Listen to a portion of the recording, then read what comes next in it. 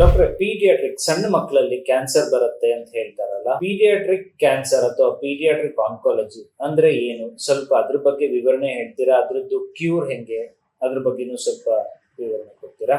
Paediatric cancer ಅಥವಾ ಮಕ್ಕಳಲ್ಲಿ ಬರುವಂತಹ ಕ್ಯಾನ್ಸರ್ ತುಂಬಾ ಅಪರೂಪ. ಅಂದ್ರೆ ಇವಾಗ ದೊಡ್ಡವರಲ್ಲಿ ಹೇಗೆ ಕ್ಯಾನ್ಸರ್ ಬರುತ್ತೋ ಅಷ್ಟು ಕಾಮನ್ ಅಲ್ಲ, ಆದರೂ ಮಕ್ಕಳಲ್ಲೂ ಕ್ಯಾನ್ಸರ್ ಆಗುತ್ತೆ. ಸೊ ಕೆಲವರಿಗೆ ಇದನ್ನ ಕೇಳಿ ಬಹಳ ಅಚ್ಚರಿ ಆಗುತ್ತೆ, ಯಾಕಂದ್ರೆ ಮಕ್ಕಳು ಸಿಗರೇಟ್ ಸೇದೋದಿಲ್ಲ, ಡ್ರಿಂಕ್ಸ್ ತಗೊಳ್ಳೋದಿಲ್ಲ, ಆಮೇಲೆ ಅವರಿಗೆ ಕೊಡುವಂತಹ ಪ್ರತಿಯೊಂದು ಪದಾರ್ಥನೂ ನಾವು ತಂದೆ ತಾಯಿಯಾಗಿ ತುಂಬಾ ಕೇರ್ಫುಲ್ ಆಗಿ ಸೆಲೆಕ್ಟ್ ಮಾಡಿ ಕೊಡ್ತೀವಿ. ಆದ್ರೂ ಮಕ್ಕಳಲ್ಲಿ ಕ್ಯಾನ್ಸರ್ ಬರಬಹುದೇ ಅನ್ನೋದು ಮೋಸ್ಟ್ ಪೋಷಕರ ಪ್ರಶ್ನೆ. ಹೌದು, ಮಕ್ಕಳಲ್ಲೂ ಕ್ಯಾನ್ಸರ್ ಬರುತ್ತೆ, ಅದು ಅಪರೂಪ, ಆದರೂ ಸಾಧ್ಯ.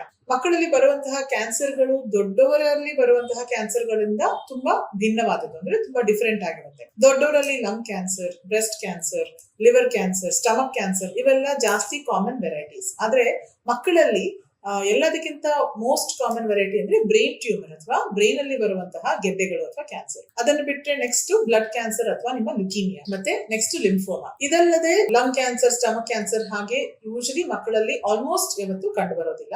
ಆದ್ರೆ ಮಕ್ಕಳಲ್ಲಿ ಕಂಡು ಬರುವಂತಹ ಕ್ಯಾನ್ಸರ್ಗಳೇ ಕೆಲವೊಂದು ಸ್ಪೆಸಿಫಿಕ್ ವೆರೈಟಿ. ಅವರಲ್ಲಿ ಬೋನ್ ಟ್ಯೂಮರ್ಸ್ ಕಂಡು ಬರುತ್ತೆ, ನಾವು ಅದನ್ನ ಆಸ್ಟಿಯೋಸಾರ್ಕೋಮಾ ಅಂತ ಹೇಳ್ತೀವಿ ಅಥವಾ ಇವಿಂಗ್ ಸಾರ್ಕೋಮಾ ಅಂತ ಹೇಳ್ತೀವಿ. ಮಕ್ಕಳಲ್ಲಿ ನ್ಯೂರೋಬ್ಲಾಸ್ಟೋಮಾ ಅಂತ ಕಂಡು ಬರುತ್ತೆ, ಅಂದ್ರೆ ನರಗಳಲ್ಲಿ ಕಂಡು ಬರುವಂತಹ ಕ್ಯಾನ್ಸರ್. ಕೆಲವರಿಗೆ ಕಿಡ್ನಿ ಟ್ಯೂಮರ್, ನಾವು ವಿಲ್ಮ್ಸ್ ಟ್ಯೂಮರ್ ಅಂತ ಹೇಳ್ತೀವಿ, ಅದು ಮಕ್ಕಳಲ್ಲಿ ತುಂಬಾ ಕಾಮನ್. ಹೆಪಟೋಸೆಲ್ಯುಲಾರ್ ಕಾರ್ಸಿನೋಮಾ ಅಂದ್ರೆ ಜೆನೆಟಿಕ್ ರೀಸನ್ಸ್ ಇಂದ ನಿಮಗೆ ಲಿವರ್ ಅಲ್ಲಿ ಕಂಡು ಬರುವಂತಹ ಕ್ಯಾನ್ಸರ್. ಇದಲ್ಲದೆ ರ್ಯಾಬ್ಡೊಮಯೋಸಾರ್ಕೋಮಾ ಅಂದ್ರೆ ಸ್ನಾಯುಗಳಿಂದ ಹುಟ್ಟುಕೊಳ್ಳುವಂತಹ ಕ್ಯಾನ್ಸರ್. ಅಂಡ್ ಒಂದು ರೇರ್ ಕ್ಯಾನ್ಸರ್ ಈವನ್ ಸಣ್ಣ ಮಕ್ಕಳಲ್ಲೂ ನೋಡ್ತೀವಿ, ಈಗಲೇ ತಾನೇ ಹುಟ್ಟಿರೋ ಮಕ್ಕಳಲ್ಲಿ ಕೂಡ ನೋಡುವಂತಹ ಕ್ಯಾನ್ಸರ್. ಅದು ದೊಡ್ಡವರಲ್ಲಿ ಕಾಣೋದು ತುಂಬಾ ರೇರ್. ಅದನ್ನು ನಾವು ರೆಟಿನೋಬ್ಲಾಸ್ಟೋಮಾ ಅಂತ ಹೇಳ್ತೀವಿ, ಅಂದ್ರೆ ಅದು ಕಣ್ಣು ಗುಡ್ಡೆ ಏನಿದೆ ಅಲ್ಲಿಂದ ಶುರುವಾಗುವಂತಹ ಕ್ಯಾನ್ಸರ್. ಸೊ ಮಕ್ಕಳಲ್ಲಿ ಕಂಡು ಬರುವಂತಹ ಕ್ಯಾನ್ಸರ್ಗಳ ಬಗ್ಗೆ ಮಾತಾಡ್ಲಿಕ್ಕೆ ತುಂಬಾ ಹೆದರಿಕೆ ಹುಟ್ಟು ಮಾಡುವಂತಹ ಟಾಪಿಕ್ ಇದು, ವಿಷಯ. ಆದ್ರೆ ಅದನ್ನ ಎಷ್ಟು ಬೇಗ ನಾವು ಐಡೆಂಟಿಫೈ ಮಾಡಿ, ಎಷ್ಟು ಬೇಗ ಪೋಷಕರು ಅದ್ರ ಬಗ್ಗೆ ಅವೇರ್ ಆಗಿ ತಮ್ಮ ಮಕ್ಕಳನ್ನ ಎಷ್ಟು ಕೀನ್ ಆಗಿ ಅಬ್ಸರ್ವ್ ಮಾಡಿ ಅದನ್ನ ಪಿಕಪ್ ಮಾಡ್ತಾರೋ ಅಷ್ಟೇ ಈಸಿಯಾಗಿ ಈ ಮಕ್ಕಳಲ್ಲಿ ಬರುವಂತಹ ಕ್ಯಾನ್ಸರ್ ಟ್ರೀಟಬಲ್. ಎಷ್ಟೋ ಸತಿ ಆಸ್ ಅ ಪೀಡಿಯಾಟ್ರಿಕ್ ಆಂಕಾಲಜಿಸ್ಟ್ ನಾವು ಪೇರೆಂಟ್ಸ್ ಜೊತೆ ಡಿಸ್ಕಸ್ ಮಾಡಿದಾಗ, ಓಕೆ ಮಗುಗೆ ಕ್ಯಾನ್ಸರ್ ಇದೆ, ಟ್ರೀಟ್ಮೆಂಟ್ ಗೆ ನಾವು ಕೀಮೊಥೆರಪಿ ಶುರು ಮಾಡ್ಬೇಕು ಅಂತ ಹೇಳಿದ ತಕ್ಷಣ ನಮಗೆ ಬರುವಂತಹ ಕ್ವೆಶ್ಚನ್, ಅಯ್ಯೋ ಇಷ್ಟು ಸಣ್ಣ ಮಗುಗೆ ನೀವು ಕೀಮೊಥೆರಪಿ ಕೊಡ್ತೀರಾ, ಅದು ಆ ಮಗು ಆ ಕೀಮೊಥೆರಪಿನ ಟಾಲರೇಟ್ ಮಾಡ್ಕೊಳ್ಲಿಕ್ಕೆ ಆಗತ್ತಾ? ಆಕ್ಚುಲಿ ಮಕ್ಕಳು ಕೀಮೊಥೆರಪಿನ ದೊಡ್ಡವರಿಗಿಂತ ಎಷ್ಟೋ ಸಲೀಸಾಗಿ ಟಾಲರೇಟ್ ಮಾಡ್ತಾರೆ. ಇದಕ್ಕೆ ಮೇನ್ ಕಾರಣ ಏನಂತ ಹೇಳಿದ್ರೆ, ಅವರಿಗೆ ಕೆಟ್ಟ ಹವ್ಯಾಸಗಳು ಅಥವಾ ಕೆಟ್ಟ ಅಭ್ಯಾಸಗಳು ಯಾವುದು ಇರೋದಿಲ್ಲ. ಮತ್ತೆ ಅವರ ಟಿಶ್ಯೂಸ್ ಅಂದ್ರೆ ಅವ್ರ ಅಂಗಗಳು, ಅವ್ರ ಹಾರ್ಟ್ ಆಗಿರ್ಬೋದು, ಕಿಡ್ನೀಸ್ ಆಗಿರ್ಬೋದು, ಅಥವಾ ಅವ್ರದ್ದು ಲಂಗ್ಸ್ ಆಗಿರ್ಬೋದು, ಇವೆಲ್ಲಾನು ತುಂಬಾ ಫ್ರೆಶ್ ಆಗಿರುತ್ತೆ. ಅಂದ್ರೆ ಆಗ ತಾನೇ ಫಾರ್ಮ್ ಆಗಿ they have not gone through much insult, ಅಂದ್ರೆ ವರ್ಷಾನ್ಗಟ್ಲೆ ಅದರಲ್ಲಿ ಟಾಕ್ಸಿನ್ ಅಕ್ಯುಮುಲೇಟ್ ಆಗಿ ಅದರ ಡ್ಯಾಮೇಜ್ ಏನೂ ಆಗಿರೋದಿಲ್ಲ. ಹಾಗಾಗಿ ಎಷ್ಟೋ ಮೆಡಿಸಿನ್ ಸೈಡ್ ಎಫೆಕ್ಟ್ ನ ಈ ಆರ್ಗನ್ಸ್ ಅಥವಾ ಈ ಅಂಗಗಳು ಚೆನ್ನಾಗಿ ಟಾಲರೇಟ್ ಮಾಡಿಕೊಂಡು they are able to bounce back from it. ಇದರಿಂದ ನಾವು ಮಕ್ಕಳಿಗೆ ಆಕ್ಚುಲಿ ಸ್ವಲ್ಪ ಹೈ ಡೋಸ್ ಕೀಮೊಥೆರಪಿ ಕೊಟ್ಟರು ಸಹ ಅವರು ಅದನ್ನ ಟಾಲರೇಟ್ ಮಾಡ್ಕೊಳ್ತಾರೆ.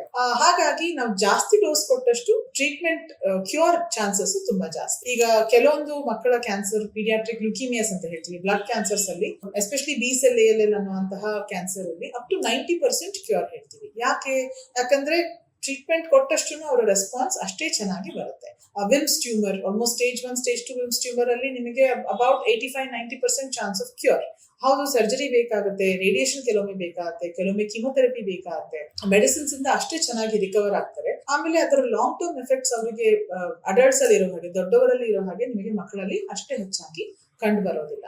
ಹಾಗಾಗಿ ಮಕ್ಕಳ ಕ್ಯಾನ್ಸರ್ ಈ ಟಾಪಿಕ್ ಇಂದ ಹೆದರಿ ಓಡುವ ಬದಲು ಅದರ ಬಗ್ಗೆ ಇನ್ನ ಹೆಚ್ಚು ತಿಳ್ಕೊಂಡು, ಇನ್ನ ಹೆಚ್ಚು ಮಾಹಿತಿಯನ್ನ ಅದ್ರ ಬಗ್ಗೆ ತಿಳ್ಕೊಂಡು ಅದನ್ನ ಆದಷ್ಟು ಅರ್ಲಿ ಡಯಾಗ್ನೋಸಿಸ್ ಅಂದ್ರೆ ಆದಷ್ಟು ಬೇಗ ಪತ್ತೆ ಹಚ್ಚಿ ಕರೆಕ್ಟ್ ಸೆಂಟರ್ ಅಂದ್ರೆ ಸರಿಯಾದ ಪೀಡಿಯಾಟ್ರಿಕ್ ಆಂಕಾಲಜಿಸ್ಟ್, ಕರೆಕ್ಟ್ ಸ್ಪೆಷಲಿಸ್ಟ್ ಹತ್ರ ಕರ್ಕೊಂಡು ಹೋಗಿ ತೋರಿಸಿ ಟ್ರೀಟ್ಮೆಂಟ್ ಮಾಡಿದ್ರೆ ಅದು ಕೂಡ ಖಂಡಿತವಾಗ್ಲೂ possible to cure. Thank you doctor, ನಿಮ್ ಸಮಯಕ್ಕೆ. ನನ್ಗೆ ಗೊತ್ತು ಆಲ್ರೆಡಿ ತುಂಬಾ ಲೇಟ್ ಆಗಿದೆ ಇವತ್ತು, ಆದ್ರೂ ನಮ್ ಜೊತೆ ಇದ್ದು ನೀವು ಇಷ್ಟೆಲ್ಲ ವಿವರಣೆ ಕೊಟ್ಟಿದ್ದಕ್ಕೆ ಧನ್ಯವಾದಗಳು. ವೀಕ್ಷಕರೇ, ಇವಾಗ ಡಾಕ್ಟರ್ ನೀಮಾ ಅವ್ರ ಬಗ್ಗೆ ಕೇಳಿದ್ರಿ. ನಮ್ಮನ್ನ ಸಬ್ಸ್ಕ್ರೈಬ್ ಮಾಡಿ. ಇದೇ ತರ ತುಂಬಾ ಇನ್ಫಾರ್ಮೇಶನ್ ಗಳನ್ನ ಕ್ಯಾನ್ಸರ್ ರಿಲೇಟೆಡ್, ಟ್ರೀಟ್ಮೆಂಟ್ ರಿಲೇಟೆಡ್ ಬಗ್ಗೆ ಇನ್ಫಾರ್ಮೇಶನ್ ನ ಕೊಡ್ತಾ ಇರ್ತೀನಿ. Thank you very much.